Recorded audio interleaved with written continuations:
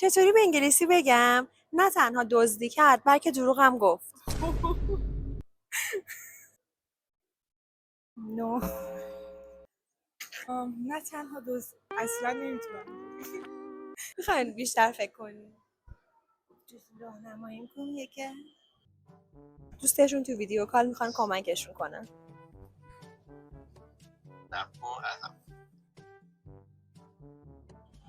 ساختنش با not onlyه.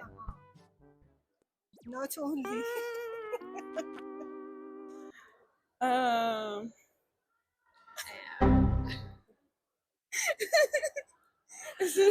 اسمم نمیدونم چیه. کی بودم؟ نه اصلا نمیخوام بگم. این واقعا خیلی سخت شد. Only did or did she or he lied but also stole money.